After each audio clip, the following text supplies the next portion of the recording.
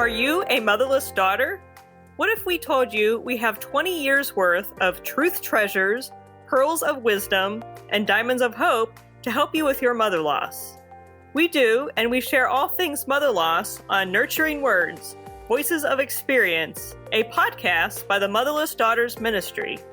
Give yourself some self-care and listen as we discuss grief, regret, anger, redemption, closure, and so much more.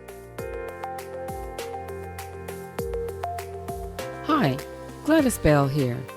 You have just happened upon the very first episode of Nurturing Words from the Motherless Daughters Ministry. Is there anything in your life you have carried around for years but never revealed to anyone?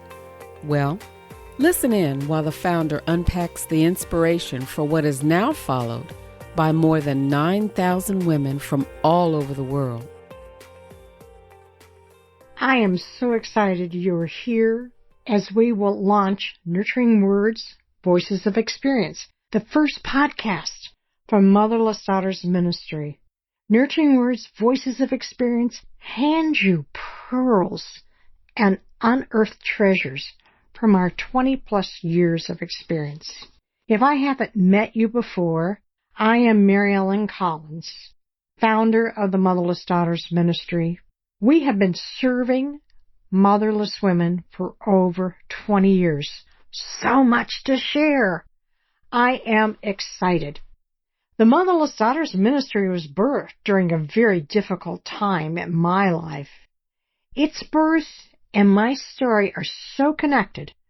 I will share some of it now and more of it, my personal mother-loss story, in later podcasts. There's so much to share. Ever hear of a desert experience or maybe a wilderness experience? Well, a desert experience helps us clarify and defines what the real priorities in life are. It builds and deepens us in things that our mountaintop experiences could never do. It clarifies and defines what our priorities are in life. For me, my desert experience followed my wilderness experience. A wilderness experience is usually thought of as tough times, where we endure discomfort and trials, and it's often linked to a mountaintop experience. The struggle follows a success of some kind, and the trial period comes on the heels of personal accomplishment or achievement. Pleasant things in life are unable to be enjoyed, or they may be absent altogether.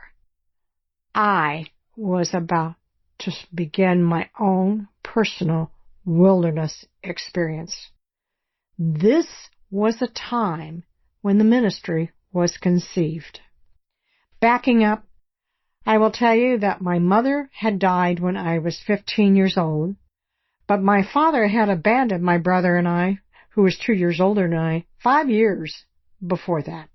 Like most of us, with her death, I set aside my grief. I did not want to deal with it.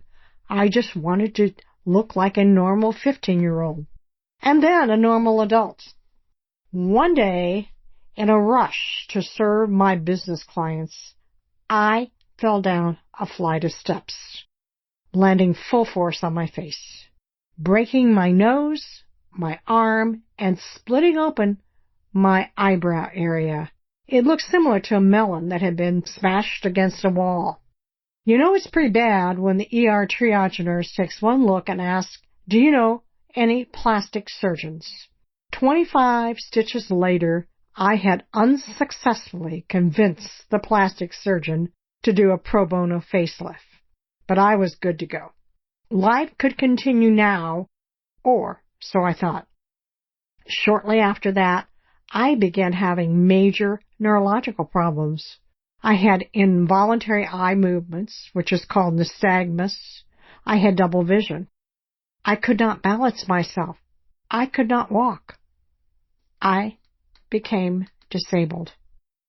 I had a previously undiagnosed congenital problem, which I was born with, called an Arnold-Chiari malformation. I had never had describable symptoms before that fall. That fall is what brought on all of my symptoms. I ended up needing brain surgery to make space and release the pressure in my head. During my lengthy recovery, emotionally, I was a mess. Before, I had been Dr. Collins. Before surgery, I had a thriving business practice. Before surgery, I traveled all over the world. It was a no-brainer, excuse my pun, to talk in front of thousands of people. But now, I had lost my independence. I had lost my identity. Who am I? The old me had died, and now I did not know who I was. I sought out counseling. I knew others had to have some similar experiences of identity loss. Being retired, being laid off, making career change, they would all have similar experiences. This is a good idea. Now hang in there, we're almost to the delivery room. Through my many counseling sessions, I discovered the old me had not died. I still possessed all of those talents, those skills and characteristics that had contributed to my previous success. Yippee! As the counseling sessions were winding down, and the counselor spoke the words, "I think we're done," I burst into tears. Confused, she decided we were not done. What was happening? She was abandoning me. My sense of abandonment kicked in. Inside, I was shouting, "Don't go. Don't leave me. Wait, wait, wait." I was talking to my mother. In continuing sessions, we unearthed that potato. I had never grieved for the loss of my mother. The counseling took a whole new direction. Through many tears, she helped me begin my grieving process. That was 35 years after the loss of my mother. She encouraged me to find others with similar experiences. I sought out my close acquaintances at church. Do you know anybody who has experienced mother loss? To my surprise, they all had lost their mothers before they were 20 years old. None of us had ever talked about it.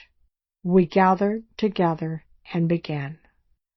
We grieved our loss. We held each other. We talked. This was the beginning of the Motherless Daughters Ministry. Soon the ministry took on a life of its own, including all types of mother loss. Those with living mothers, those with deceased mothers. From its humble origins in my living room, the Motherless Daughters Ministry has grown to become an international 501(c) nonprofit organization reaching over 10,000 women in 10 different countries. So much to share. But now, on with the show. Join me as we go oyster diving in each episode, gathering the pearls and treasures in nurturing words, voices of experience. Where can you find these women? On our Facebook page at Motherless Daughters Ministry. There you will find blog posts, videos, and nurturing conversations.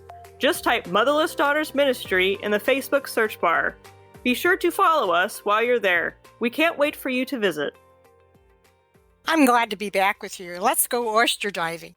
I want to tell you some of the things that I think are real pearls in starting this ministry and with the podcast that I just recorded for you.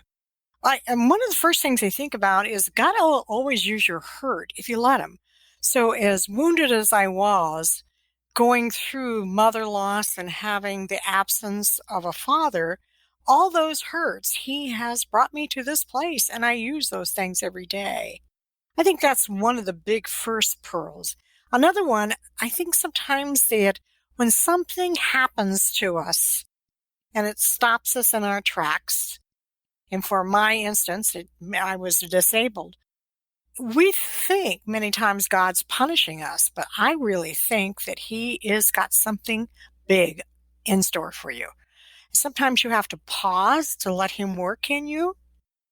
There's another pearl I think that I want to share with you because of all my experiences. Every time that I did something, I thought, that was what I was supposed to do in my life. And then I go on to something else and say, that's what I was going to do. So I really think that every experience you have leads you someplace, and you will use all those things to do God's work.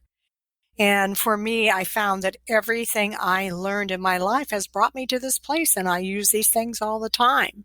The other thing I think that we have to acknowledge is abandonment. It shows up throughout our lifetime. It is ugly, and it will show up, and it will be there. So we have to recognize that.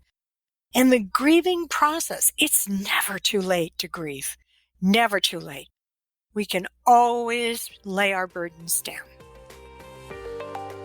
For more information, text the word motherless at 22828. Thank you for listening to Nurturing Words, Voices of Experience, a podcast by the Motherless Daughters Ministry. Join us next time.